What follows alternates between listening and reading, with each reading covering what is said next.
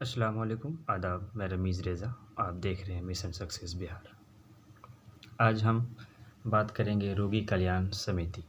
जी हाँ, हमें हमारे लिए सरकार कई योजनाएं बनाती है। हमारे लिए बहुत सारी खास करके त्रिस्तरीय पंचायती में, राज्य में हमारे लिए सरकार तरह-तरह की योजनाएं बनाती है। लेकिन हमें इन योजनाओं की जानकारी नहीं होती है।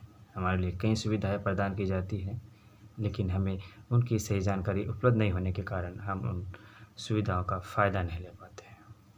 सिर्फ नेताओं को बदनाम करने से या फिर किसी पर तीखा टिप्पणी करने से हमारा कोई हल नहीं होने वाला। आज हम बात करेंगे रोगी कल्याण समिति के बारे में। तो अब हम विस्तार से बताना चाहेंगे कि रोगी कल्याण समिति क्या होता है, इसके क्या उद्देश्य है, इसके होने से हमें क्या फ़ायदा है, इनके क्या अधिकार दिए गए हैं। रोगी कल्याण समिति का गठन विभिन्न प्रकार के अस्पतालों तथा सदर अस्पताल, अनुमंडलीय अस्पताल, रेफरल अस्पताल, प्राथमिक स्वास्थ्य केंद्रों में किया गया है। इन संस्थानों का सोसाइटी रजिस्ट्रेशन एक्ट 21/1860 के अंतर्गत निबंध कराया जा रहा है। रोगी कल्याण समिति के कुछ उद्देश्य एवं कार्य होते हैं। हम अक्सर जब अस्पतालों में जाते हैं तो उनकी लचर व्यवस्था हमसे छुपी नहीं है। हमारा जो ट्रीटमेंट होना चाहिए वो होता नहीं है।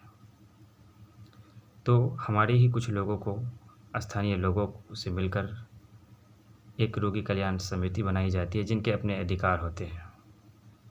और अगर वो लोग भी सही हो, समाज के प्रति उत्तरदायी हो, तो एक हमें अच्छी ट्रीटमेंट मिल सकता है, हमारा बेहतर इलाज हो सकता है।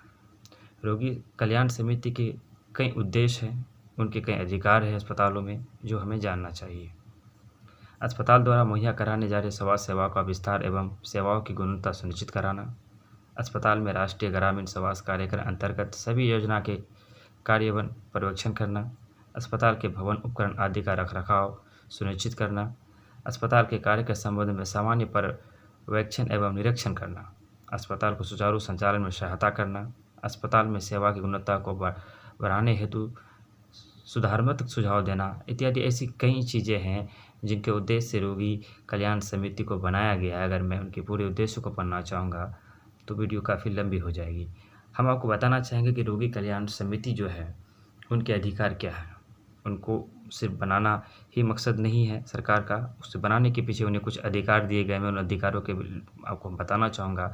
अगर हर रोगी कल्याण समिति में शामिल होने वाले लोग अपने इस अधिकार को जान लें और उसका वो इस्तेमाल करें, तो जनता को काफ़ी सहूलियत होगी और हमें एक अच्छा ट्रीटमेंट सरकारी अस्पताल में भी मिल सकता है। रोगी कल्याण समिति के अधिकार एवं कर्तव्य। समिति की चल व अचल संपत्ति को उत्तरदायी होना।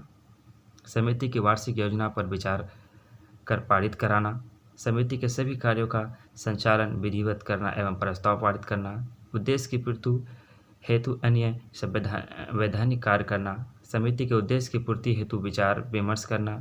समिति के दिन प्रतिदिन होने वाले नियंत्रण को बरकरार रखना। रोगी कल्याण समिति एक साधारण संकल्प द्वारा सदस्यों को विभिन्न कार्यों की जिम्मेदारी सौंपी गई है।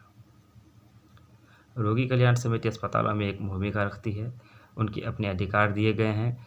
अगर कहीं उनके अधिकारों का हनन होता है तो उसके लिए वो आवाज़ भी उठा सकता है। उसके लिए वे वरीय पदाधिकारी को लिखित सूचना भी दे सकता है। जनता के साथ मीटिंग करके उसका आवेदन भी दे सकता है।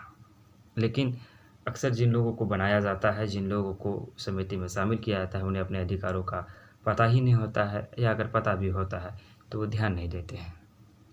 हम बात करते हैं सिस्टम की। सिस्टम में बहुत खराबी है, सिस्टम में बहुत कमियाँ है, लेकिन ये सिस्टम बनाता कौन है? सिस्टम हमारा आपसे ही है। सबसे पहले अगर हम सिस्टम को सुधारना चाहें तो आपको और हमको सिस्टम में आना पड़ेगा और सिस्टम की जानकारियों को लेना पड़ेगा। इसी तरह हमारे बीच कई ऐसी योजनाएं चल रही है। हमारे बीच कन्या विवाह योजना चल रही है। हमारे बीच जो प्रवासी मजदूर हैं, जो बिहार से दूसरे राज्यों में रहते हैं, उनकी दुर्घटना हो जाती है तो उनके लिए भी सरकार योजना चलाती है, लेकिन सरकारी योजनाएं किताबों तक सीमित रह जाती है। उसका असल कारण ये है कि हम जनता को उनकी जानकारी हो नहीं पाती है। रोगी कल्याण समिति का विकास कोष। रोगी कल्याण समिति अस्पताल विकास कोष का सृजन करेगी। इस कोष का एक खाता नज़दीकी किसी भी राष्ट्रीय बैंक बचत खाता के रूप में लिया जाता है। बैंक बचत खाता का प्रचालन संयुक्त रूप से सदस्य सचिव, रोगी कल्याण समिति एवं जिला पदाधिकारी उनके द्वारा नामित जिला स्तर के पदाधिकारी करेंगे। प्रभारी चिकित्सा पदाधिकारी के लंबे समय तक अनुपस्थिति की स्थिति में प्रभारी चिकित्सा पदाधिकारी के प्रभार में रहने वाले चिकित्सा पदाधिकारी को संयुक्त रूप से खाता का परिचालन के अधिकृत होंगे। रोगी कल्याण समिति डॉक्टरों की भी ये करेंगे, उनकी कार्यों का वो जो है समीक्षा भी करेंगे, कौन कब आ रहे हैं, कौन कब नहीं आ रहे हैं। अगर कोई लापरवाही बरती जाती है तो रोगी कल्याण समिति को अधिकार दिया गया है कि उस पर बात करे, उनकी मॉनिटरिंग करे। लेकिन क्या ऐसा होता है? ऐसा नहीं होता है। चाहे बहादुरगंज की हो, टेरागाज की हो या किशनगंज की हो, जहाँ भी अस्पताल है, सवास के अंदर हैं, सदर अस्पताल है, हर जगह रोगी कल्याण समिति का गठन किया गया है। हम में से अधिकतर लोगों को ये पता भी नहीं होगा, जैसे मैं खुद नहीं जानता हूँ कि बहादुरगंज अस्पताल जो है वहाँ के रोगी कल्याण समिति के सदस्य कौन कौन है। काश अगर ये चीज़ सार्वजनिक हो और उन सदस्यों का हमें और आपको ज्ञान हो तो हम उनसे भी मिल सकते हैं, क्योंकि जो डॉक्टर होता है वो यहाँ के नहीं होते हैं और उनके ऊपर काफ़ी जिम्मेदारी भी होती है और वो प्रेशर भी होते हैं। हम उनसे तारुफ नहीं कर पाते, हर किसी के उनसे परिचित नहीं होते हैं।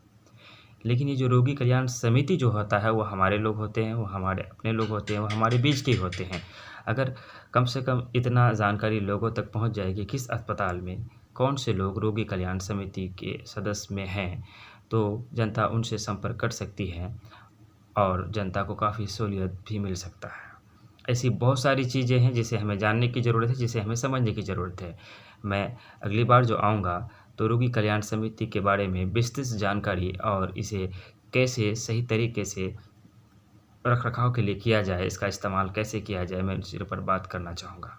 सरकारें काफ़ी योजनाएँ चलाती है, लेकिन सरकारी योजनाएँ अधिकतर किताबों में रह जाती है, फाइलों में बंद हो जाती हैं, ज़मीन पर उतरती कम है। उन्हीं में से एक रोगी कल्याण समिति है, जिनको तो सरकार ने जब बनाया, जब उनकी मस्तिष्क में बात आई होगी तो जनता की भलाई के लिए सोचा होगा, लेकिन इसमें कोई दो राय नहीं है। लेकिन ताज्जुब की बात है कि हम में से अधिकतर लोगों को ये जानकारी भी नहीं होती कि रोगी कल्याण समिति के सदस्य कौन-कौन हैं। मैं तमाम अस्पतालों से ये गुज़ारिश करना चाहूँगा और यहाँ के ज़िम्मेदारों लोगों से, नेताओं से और तमाम प्रतिनिधियों से कि हर अस्पताल की जो रोगी कल्याण समिति के लोग होते हैं उन्हें सार्वजनिक किया जाए, जनता को उससे रूबरू कराया जाए और रोगी कल्याण समिति सिर्फ समिति का सदस्य बनकर मूकदर्शक बनकर ना रहे, वो अपने अधिकारों का प्रयोग भी करे। हम अगली बार फिर मिलेंगे एक नई चीज़, एक नई जानकारी के साथ। तब तक के लिए हम आपसे लेते हैं विदा। मैं रमीज़ रेज़ा, मिशन सक्सेस बिहार।